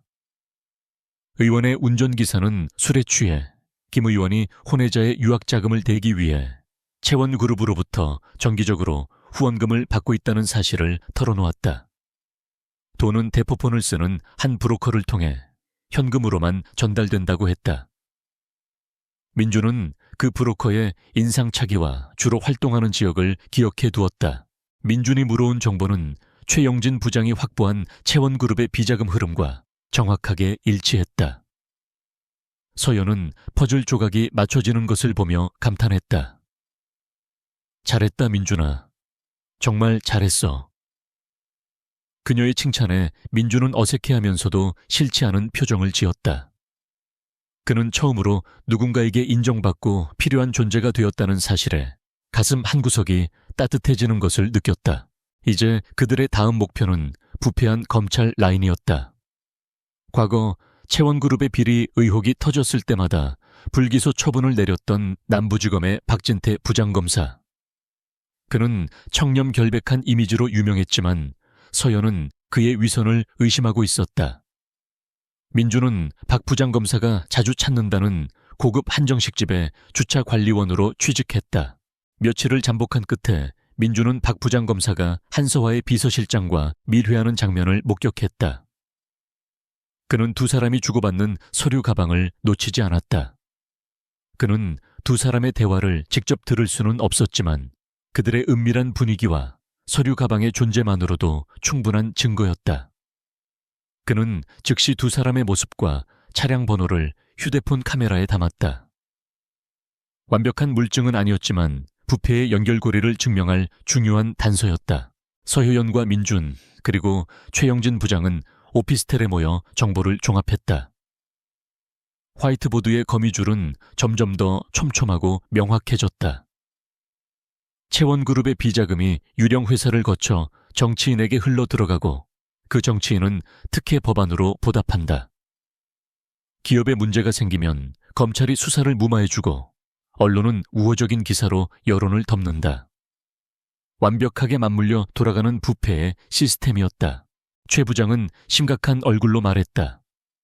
회장님, 이건 저희가 감당하기에는 너무 거대한 상대입니다. 자칫 잘못 건드렸다가는 모두가 위험해질 수 있습니다. 그의 우려는 당연했다. 이것은 더 이상 한 가문의 재산 싸움이 아니었다. 국가 시스템의 근간을 흔드는 거대한 범죄와의 전쟁이었다. 서연은 창밖을 내다보았다. 그녀의 눈에는 두려움이 없었다. 오히려 더욱 차갑고 단단한 결의가 서려 있었다. 알아요, 최 부장님. 하지만 돌아갈 다리는 이미 불탔어요. 한서화만 끌어내리는 것은 반쪽짜리 복수일 뿐입니다. 저 거미줄을 통째로 불태워버리지 않으면 내 아들이 살아갈 세상은 영원히 저들의 먹잇감이 될 테니까요. 그녀는 민준을 돌아보았다. 민준아, 이 싸움은 위험해. 지금이라도 그만두고 싶다면. 민준이 그녀의 말을 잘랐다.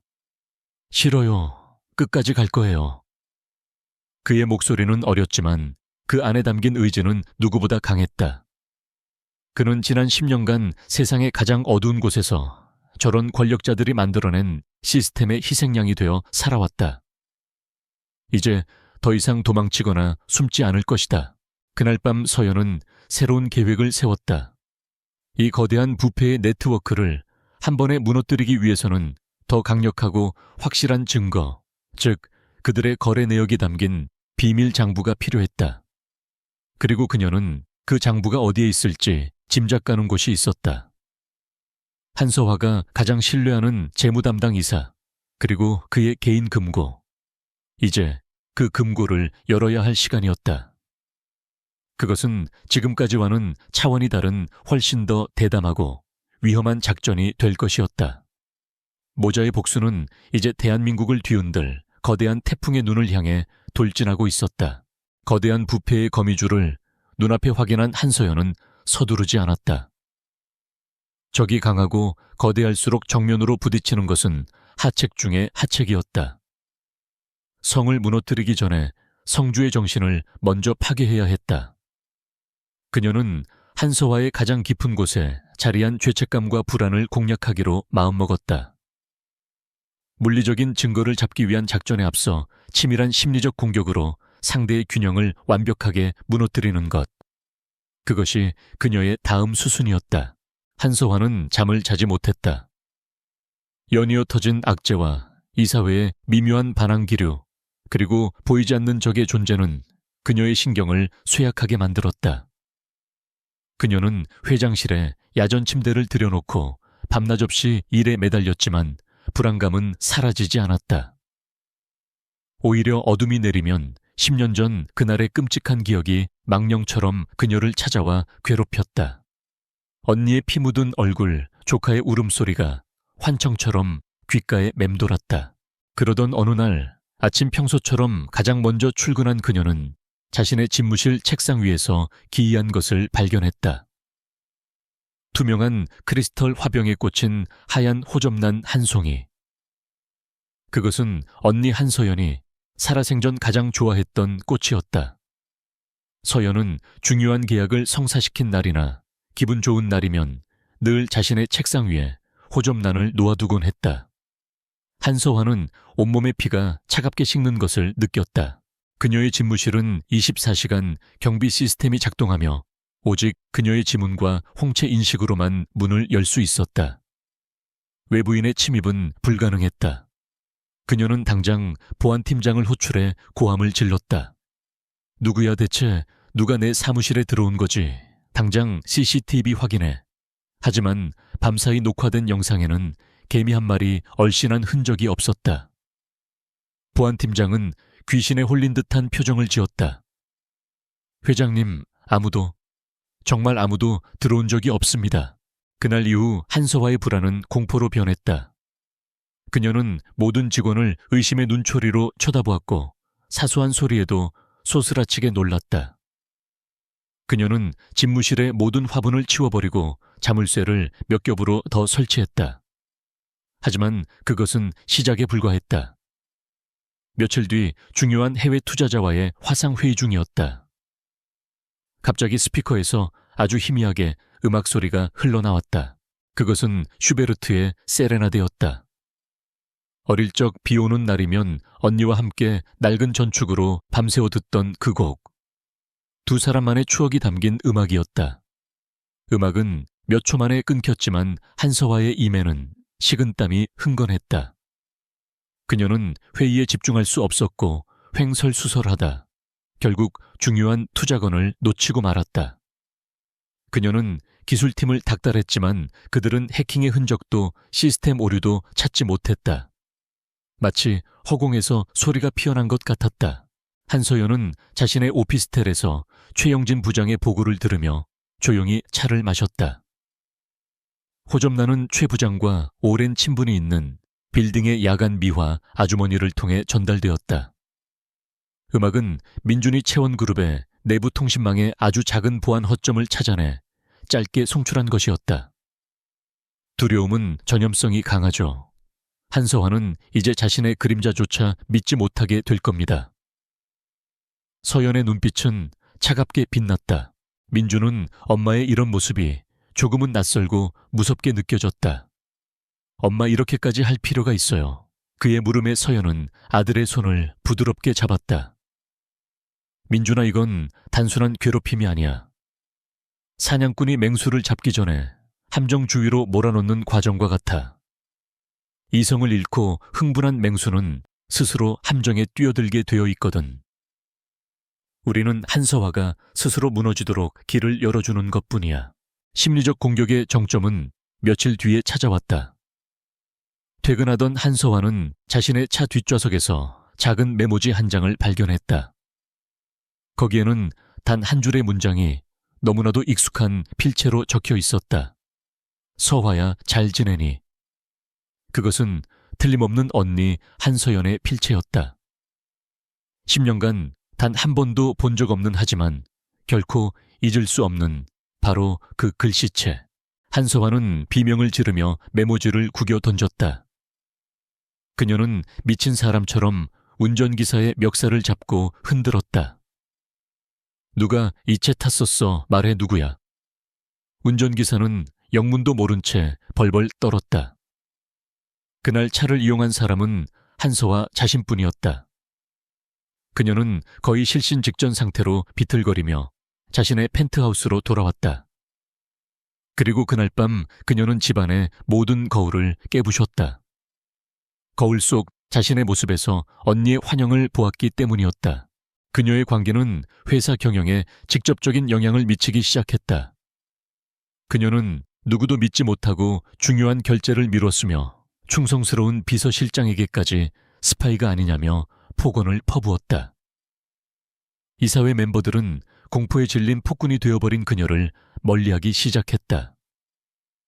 채원그룹이라는 거대한 배는 선장의 광기 속에서 방향을 잃고 표류하기 시작했다. 특히 그녀의 의심은 그룹의 돈줄을 총괄하는 재무담당 윤태수 이사에게로 향했다. 윤 이사는 한서화가 회장이 된 직후 직접 스카우트한 인물로 그녀의 모든 검은 돈 거래를 도맡아 처리해온 최측근이었다. 하지만 지금의 한서화에게는 그의 침묵과 냉정함마저 의심의 대상이 되었다. 저놈이 뭔가 알고 있어. 저놈이 나를 배신할 거야. 결국 그녀는 돌이킬 수 없는 실수를 저지르고 만다. 공식적인 감사 사유도 없이 윤태수 이사를 모든 업무에서 배제시키고 대기 발령 조치를 내린 것이다. 그녀의 비자금 장부를 관리하는 유일한 임무를 자신의 손으로 내친 셈이었다. 이 소식은 최영진 부장을 통해 즉시 한서연에게 보고되었다. 한서연은 오피스텔 창밖의 도시 야경을 바라보았다. 모든 것이 그녀의 시나리오대로 움직이고 있었다. 한서화는 스스로 가장 강력한 방패를 내던지고 성문을 활짝 열어주었다. 이제 남은 것은 그 성으로 들어가 가장 중요한 전리품을 가지고 나오는 것뿐이었다. 최 부장님, 윤태수 이사를 접촉할 준비를 하세요. 아마 지금쯤이면 배신감과 몸열감에 떨고 있겠지요. 그에게 새로운 주군을 섬길 기회를 줘야 하지 않겠어요. 그녀는 민준을 돌아보았다. 아들의 눈에는 더 이상 두려움이 없었다. 엄마의 위대하고도 무서운 전략을 이해하고 그 싸움의 일부가 된 것을 자랑스러워하는 굳건한 의지가 담겨 있었다. 그리고 민준아, 너에게는 더 중요한 임무가 있단다. 윤 이사의 사무실에 있는 개인 금고. 그 안에 우리의 성배가 들어있을 거야. 이제 그것을 가지러 갈 시간이다. 복수의 무대는 이제 어두운 심리전의 영역을 넘어 대담한 실제 작전으로 넘어가고 있었다. 한서화가 심리적 압박에 못 이겨 스스로 무너지는 동안 한서연의 오피스텔은 거대한 전쟁을 준비하는 비밀 사령부처럼 움직였다. 그녀의 계획은 이제 두 개의 축으로 나뉘어 동시에 진행되었다. 하나는 한서화와 채원그룹의 자금줄을 완전히 끊어버릴 정교한 금융의 덫이었고, 다른 하나는 그들의 모든 범죄를 단죄할 결정적 증거, 즉 비밀 장부를 확보하기 위한 대담한 침투 작전이었다.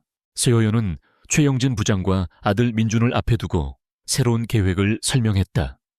한서화는 지금 궁지에 몰려 있어요. 실추된 위신을 만회하고 주주들의 불만을 잠재울 거대한 한방이 절실한 상황이죠. 우리는 그녀에게 거부할 수 없을 만큼 달콤한 미끼를 던져줄 겁니다. 그녀가 가리킨 것은 스위스의 서류상으로만 존재하는 한 바이오테크 기업의 자료였다. 그 회사는 서연이 비자금을 이용해 비밀리에 만들어둔 유령 회사였다. 그녀는 계속해서 설명했다. 이 회사는 차세대 항암 치료 기술에 대한 독점 특허권을 가진 것처럼 꾸며져 있습니다. 모든 자료와 데이터는 완벽해 보일 겁니다. 하지만 실체는 없어요. 껍데기뿐인 회사죠. 최 부장님께서 이 황금알을 낳는 거위를 우연히 발견한 것처럼 이사회에 보고해 주세요. 아마 한서화는 예전 바이오 자회사의 실패를 만회하기 위해 이성을 잃고 달려들 겁니다. 최영진은 서연의 계획에 혀를 내둘렀다. 이것은 단순히 돈을 노리는 사기가 아니었다. 상대의 심리를 정확히 꿰뚫고 가장 원하는 것을 미끼로 던져 파멸로 이끄는 완벽한 설계였다. 제가 연기 하나는 자신 있습니다, 회장님. 하지만 다른 이사들을 설득하는 것이 관건이겠군요. 서연은 미소를 지었다. 걱정 마세요. 그들은 이미 한서화에게 등을 돌릴 준비가 되어 있으니 작은 명분만 던져주면 기꺼이 동조할 겁니다. 회사를 위한 마지막 기회라는 명분은 아주 그럴듯하죠. 금융의 덫이 설치되는 동안 서연은 두 번째 작전에 착수했다. 바로 한서화에게 버림받은 재무이사 윤태수를 포섭하는 것이었다. 윤태수는 지난 몇 년간 한서화의 모든 검은 돈을 관리하며 그녀의 비밀을 가장 많이 아는 인물이었다. 그는 지금 배신감과 모멸감에 치를 떨고 있을 터였다. 최영진이 그를 만나기 위해 은밀하게 접촉했다. 한적한 호텔 라운지에서 만난 윤태수의 얼굴은 수척했다. 평생을 바쳐 충성한 주인에게 하루아침에 내쳐진 자의 허탈함이 가득했다. 최영진은 위로의 말을 건네며 본론으로 들어갔다. 윤 이사 이대로 모든 것을 뒤집어쓰고 끝낼 텐가. 한서화는 자네를 희생양으로 삼아 모든 비리를 덮으려 할 걸세. 윤태수는 쓴웃음을 지었다. 이제 와서 내가 뭘 할 수 있겠나. 최영진은 그의 잔에 술을 채워주며 나직이 말했다. 새로운 판이 짜이고 있네. 채원그룹을 바로 세울 강력한 힘이 돌아오고 있어. 자네가 가진 자료와 함께 이 배에 올라탄다면 과거의 죄를 묻지 않고 새로운 기회를 줄 수 있다고 하네. 윤태수의 눈빛이 흔들렸다. 그는 돌아오고 있는 힘이 누구를 의미하는지 짐작할 수 없었지만 지푸라기라도 잡고 싶은 심정이었다. 결국 그는 모든 것을 털어놓았다. 비밀 장부의 위치, 사무실의 구조, 보안 시스템의 허점, 그리고 개인 금고의 비밀번호까지.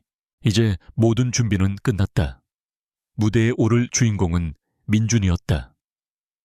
한밤중 채원그룹 본사 빌딩은 거대한 유령처럼 도심 속에 서 있었다. 민준은 검은 작업복 차림으로 빌딩의 그림자 속으로 스며들었다. 길 위에서의 생활은 그에게 자물쇠를 따고 사람들의 눈을 피해 움직이는 기술을 가르쳐 주었다. 윤태수가 알려준 보안 시스템의 사각지대를 이용해 그는 유령처럼 건물 내부로 잠입했다. 고요한 복대는 비상등 불빛만이 섬뜩하게 빛나고 있었다. 그는 자신의 심장 소리가 복도 전체에 울리는 것 같은 착각에 빠졌다. 하지만 엄마의 얼굴을 떠올리자 두려움은 사라지고 차가운 결의가 그 자리를 채웠다. 마침내 재무이사실 앞에 도착한 그는 가져온 도구를 이용해 조심스럽게 문을 열었다. 사무실 내부는 칠흑 같은 어둠에 잠겨 있었다. 윤태수가 알려준 대로 그의 개인 금고는 벽에 걸린 거대한 풍경화 뒤에 숨겨져 있었다. 민주는 조심스럽게 그림을 떼어내고 떨리는 손으로 비밀번호를 눌렀다. 둔탁한 소리와 함께 굳게 닫혀있던 금고문이 열렸다. 금고 안에는 여러 개의 USB와 외장 하드, 그리고 낡은 가죽 수첩 하나가 들어있었다. 그것이 바로 한서화의 모든 죄악이 기록된 판도라의 상자였다. 민준이 그것들을 가방에 챙겨 넣는 순간이었다. 복도 저편에서 규칙적인 발소리가 들려왔다. 야간 순찰을 도는 경비원이었다. 민준의 심장이 철렁 내려앉았다. 그는 숨을 죽이고 책상 밑 가장 깊숙한 곳으로 몸을 숨겼다. 발소리는 점점 가까워지더니 재무이사실 문 앞에서 멈췄다. 찰칵하고 손전등 불빛이 문틈으로 새어 들어왔다. 심장이 멎을 것 같은 몇 초의 시간이 흘렀다. 이내 경비원은 별다른 이상이 없다고 생각했는지 다시 발소리를 내며 멀어져 갔다. 지옥 같은 시간이 지나고 민주는 조용히 사무실을 빠져나왔다. 그는 들어올 때와 마찬가지로 흔적 하나 남기지 않고 빌딩을 벗어났다. 오피스텔로 돌아왔을 때 서연과 최영진은 초조하게 그를 기다리고 있었다. 민준이 말없이 가방을 내려놓자 두 사람은 안도의 한숨을 내쉬었다. 서연은 아들의 땀에 젖은 머리를 쓰다듬어 주었다. 고생했다, 내 아들. 그녀는 민준이 건넨 가죽 수첩을 펼쳐 들었다. 그 안에는 지난 10년간 채원그룹의 비자금이 어떻게 조성되었고 어떤 정치인과 검사들에게 흘러 들어갔는지 날짜와 금액까지 상세하게 기록되어 있었다. USB와 외장 하드에는 그 증거가 될 녹취 파일과 동영상까지 담겨 있었다. 이것은 단순한 장부가 아니었다. 대한민국을 뒤흔들 핵폭탄이었다. 바로 그 시각 채원그룹 이사회에서는 경론 끝에 한서화의 뜻대로 스위스 바이오 기업에 대한 대규모 투자가 결정되었다. 최영진 부장은 마지못해 찬성하는 척 연기했고 다른 이사들 역시 가라앉는 배에서 탈출할 마지막 동아줄이라도 잡는 심정으로 그녀의 결정에 손을 들어주었다. 한서화는 오랜만에 승리감에 도취되었다. 그녀는 이 투자로 자신의 건재함을 과시하고 모든 위기를 돌파할 수 있으리라 믿어 의심치 않았다. 서연은 장부를 조용히 덮었다. 그녀의 눈에는 이제 어떤 감정도 남아있지 않았다. 오직 마지막 심판을 앞둔 집행관의 냉정함만이 감돌았다. 한서화는 스스로 파멸에 덫에 제 발로 걸어 들어갔고 그녀의 모든 죄를 증명할 칼은 이제 서연의 손에 들려 있었다. 다음 주에 열릴 채원그룹 정기 주주총회. 그곳이 바로 길고 길었던 복수극의 마지막 무대가 될 것이었다. 채원그룹의 정기 주주총회가 열리는 날, 호텔 컨벤션 홀의 공기는 팽팽한 긴장감으로 가득 차 있었다. 연이은 악재로 뒤숭숭해진 여론을 의식한 듯 수많은 기자들이 플래시를 터뜨리며 진을 치고 있었다.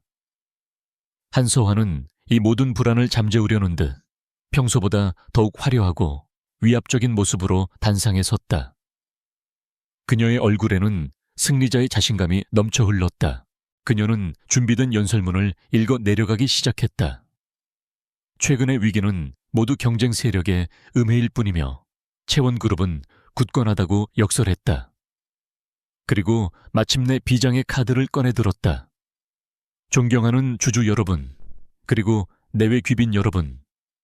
저는 오늘 채원그룹의 미래를 책임질 새로운 성장 동력을 발표하고자 합니다. 우리는 스위스의 혁신적인 바이오 기업 엘리시움에 대한 대규모 투자를 성공적으로 유치했습니다. 장내에 미묘한 술렁임이 일었다. 일부 주주들은 또 다른 바이오 사업이라는 말에 불안한 기색을 내비쳤지만 한서화는 아랑곳하지 않고 화려한 프레젠테이션을 이어갔다. 화면에는 온갖 미사역으로 포장된 가짜 데이터와 장밋빛 미래가 펼쳐졌다. 이 투자를 통해 채원그룹은 글로벌 바이오 시장의 선두주자로 발돋움할 것이며 주주 여러분께는 상상 이상의 이익으로 보답할 것입니다. 그녀의 목소리는 확신에 차 있었다. 바로 그 순간이었다. 쾅 하는 소리와 함께 컨벤션 홀의 육중한 뒷문이 활짝 열렸다. 모든 사람의 시선이 그곳으로 쏠렸다. 눈부신 역광 속으로 하나의 인형이 들어서고 있었다. 휠체어를 탄 한 여인.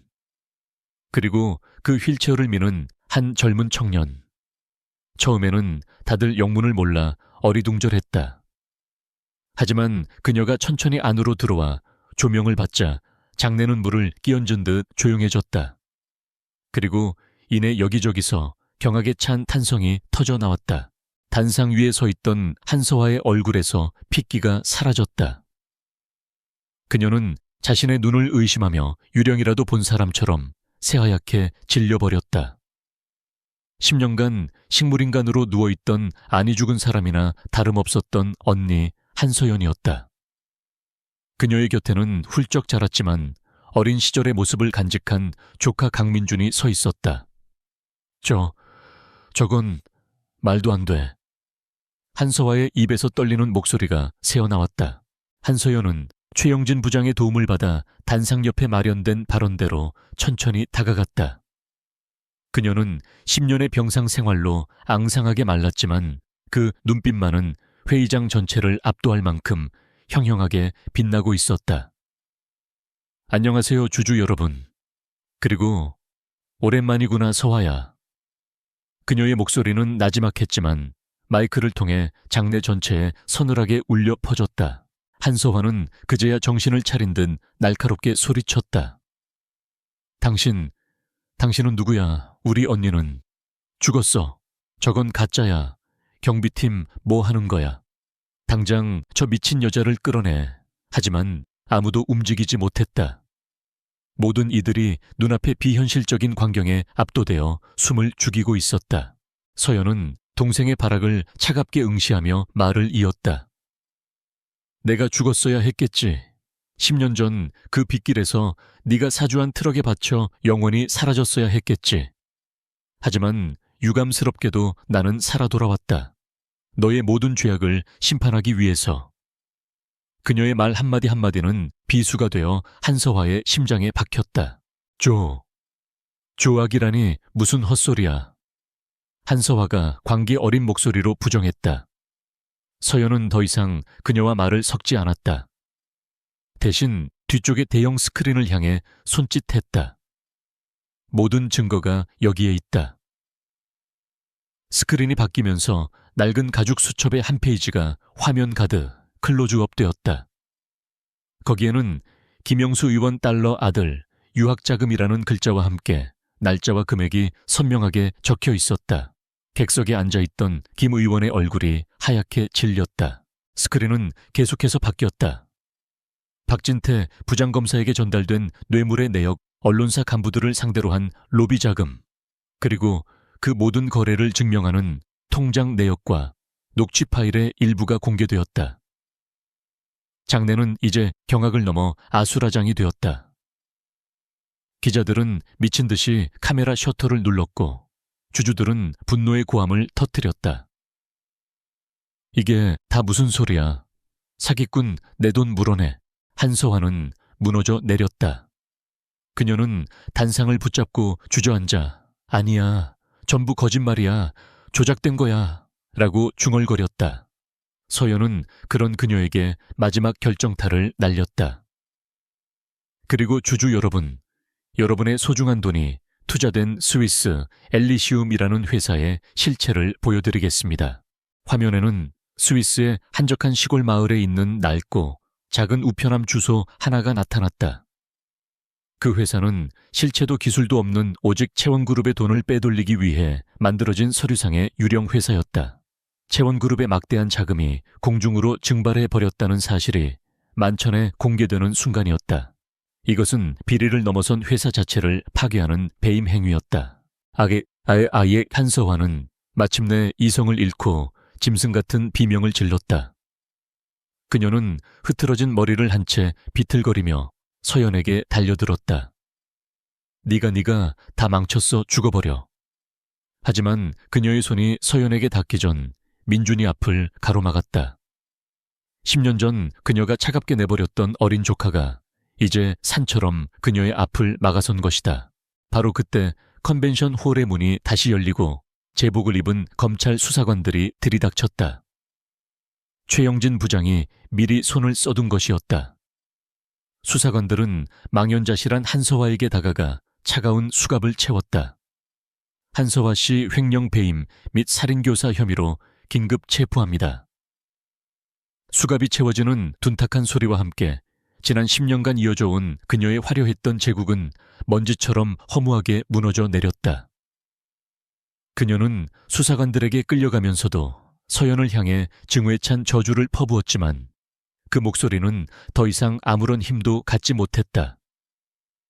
길고 길었던 심판의 날이 마침내 막을 내리고 있었다. 한서화에게 차가운 수갑이 채워지는 순간 길고 길었던 폭풍은 마침내 끝이 났다. 컨벤션 홀은 아수라장이 되었다. 주주들의 고성과 기자들의 플래시셀에 수사관들의 날카로운 목소리가 뒤엉켜 거대한 소용돌이를 이루었다. 하지만 그 혼돈의 중심에 선 한서연의 마음은 놀랍도록 고요했다. 10년간 그녀의 영혼을 잠식했던 지독한 증오와 복수심이 안개처럼 걷히고 그 자리에는 깊이를 알 수 없는 피로감과 허탈함만이 남았다. 그녀의 곁을 지키던 민준이 말없이 다가와 그녀의 앙상한 어깨를 감쌌다. 그 따뜻한 온기에 서연은 비로소 자신이 떨고 있다는 사실을 깨달았다. 승리의 희열은 없었다. 그저 모든 것이 끝났다는 안도감, 그리고 아들이 곁에 있다는 사실만이 유일한 위안이었다. 그녀는 자신을 향해 쏟아지는 모든 시선을 뒤로하고 민준의 부축을 받으며 조용히 혼돈의 현장을 빠져나왔다. 그 후의 일들은 일사천리로 진행되었다. 한서연이 넘긴 비밀 장부와 증거들은 대한민국을 뒤흔드는 거대한 게이트로 번졌다. 한서환은 재판 내내 자신의 죄를 뉘우치지 않고 언니에 대한 증오심만 드러냈지만 명백한 증거 앞에 무기징역이라는 중형을 선고받았다. 그녀와 결탁했던 정치인 김영수 부장검사 박진태를 비롯한 부패 카르텔의 일원들 역시 줄줄이 법의 심판을 받고 몰락했다. 거대한 거미줄은 그렇게 통째로 불태워졌다. 채원그룹은 즉시 임시 주주총회를 열었다. 다른 대안은 없었다. 주주들은 만장일치로 한서연의 회장직 복귀를 의결했다. 10년 만에 자신의 자리에 돌아온 서연은 가장 먼저 그룹의 대대적인 개혁에 착수했다. 그녀는 한서화 시절의 부역자들을 가차없이 정리하고 최영진 부장처럼 능력과 충성심을 갖춘 인물들을 주요 보직에 앉혔다. 그녀의 경영 방식은 한서화와는 180도 달랐다. 공포와 이익 분배 대신 투명성과 신뢰를 최우선 가치로 내세웠다. 그녀는 스위스 유령 회사 투자로 인한 손실을 자신의 사재를 털어메웠고 모든 비자금 계좌를 폐쇄하여 회계 시스템을 투명하게 공개했다. 시장의 신뢰는 더디지만 확실하게 회복되기 시작했다. 채원그룹은 독이 빠진 자리에 새살이 돋아나듯 조금씩 건강한 기업으로 거듭나고 있었다. 하지만 서연에게 있어 진정한 재건은 회사가 아닌 아들과의 관계였다. 그녀는 회사의 일만큼이나 민준과의 시간을 소중히 여겼다. 두 사람은 더 이상 어둡고 좁은 오피스텔이 아닌 따스한 햇살이 드는 새 집으로 이사했다. 그곳에서 그들은 평범한 엄마와 아들처럼 함께 밥을 먹고 TV를 보고 서툰 대화를 나누며 잃어버린 10년의 간극을 메워나갔다. 어느 날 저녁 서연은 민준에게 조심스럽게 물었다. 민준아, 앞으로 뭘 하고 싶니? 공부를 다시 시작해도 좋고 네가 원하는 다른 일이 있다면 엄마가 뭐든지 지원해 줄게. 민준은 한참을 망설이다가 대답했다. 아직 잘 모르겠어요. 하지만 예전처럼 살고 싶지는 않아요. 그의 목소리에는 막연한 미래에 대한 두려움과 함께 작은 희망이 섞여 있었다. 며칠 후 서연은 공식 기자회견을 열어 중대한 발표를 했다. 채원그룹의 순이익 일부와 자신의 개인 재산을 출연하여 공익재단을 설립하겠다는 내용이었다.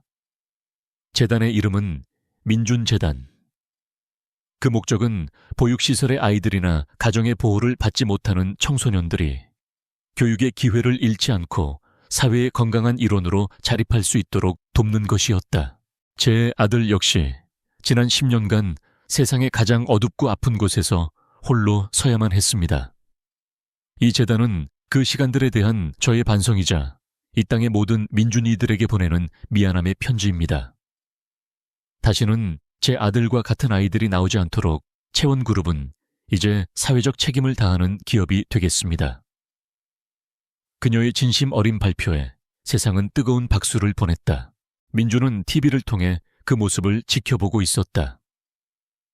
그는 자신의 이름이 불리는 순간 얼굴이 화끈거렸지만 가슴 깊은 곳에서 뜨거운 것이 차오르는 것을 느꼈다. 엄마는 자신과의 아픈 과거를 복수의 끝으로 묻어버리는 대신 더 나은 세상을 위한 씨앗으로 바꾸어 놓았다. 그는 비로소 자신이 겪었던 고통의 시간이 무의미하지 않았음을 깨달았다. 그는 조용히 결심했다. 자신도 그 재단의 일원으로서 과거의 자신과 같은 아이들을 돕는 일을 하고 싶다고. 시간이 흘러 계절이 바뀌었다. 가을에 청명한 바람이 부는 어느 날 저녁 서연과 민준은 채원그룹 빌딩의 옥상 정원에 나란히 서 있었다. 발 아래로는 서울의 화려한 야경이 보석처럼 펼쳐져 있었다. 10년 전 서연이 모든 것을 잃었던 바로 그 도시였다. 그리고 10년 후 그녀는 모든 것을 되찾은 채 바로 그곳에 서 있었다. 서연이 먼저 침묵을 깼다. 모든 게 끝났는데 이상하게 이겼다는 생각은 들지 않는구나. 그녀의 목소리는 담담했다. 민준은 그런 엄마의 옆모습을 바라보며 대답했다. 이건 이기고 지는 싸움이 아니었으니까요. 그저 모든 걸 제자리로 돌려놓는 과정이었을 뿐이죠. 아들의 대답에 서연은 희미하게 미소 지었다. 어느새 아들은 그녀가 기댈 수 있을 만큼 훌쩍 자라 있었다. 두 사람은 한동안 말없이 도시의 불빛을 내려다보았다. 저 수많은 불빛 아래에는 또 다른 슬픔과 아픔, 그리고 부조리가 존재할 것이다. 하지만 동시에 그 불빛들은 새로운 희망과 내일을 꿈꾸는 사람들의 온기이기도 했다. 서연은 이제 복수라는 이름의 무거운 갑옷을 완전히 벗어던졌다. 그녀의 마음속에는 이제 증오가 아닌 아들에 대한 사랑과 미래에 대한 조용한 책임감만이 남아 있었다. 이제 내려가자 아들. 저녁 먹어야지. 서연이 민준의 손을 잡았다. 그 손은 이제 거친 노동의 흔적이 희미해지고 따뜻하고 강한 청년의 손이 되어 있었다. 민준은 말없이 고개를 끄덕이며 엄마의 손을 마주 잡았다. 길고 길었던 폭풍이 지나간 자리, 두 사람의 발 아래로 펼쳐진 도시의 야경 위로 새로운 새벽이 밝아오고 있었다. 그것은 복수의 끝이 아닌 진정한 의미의 새로운 시작이었다.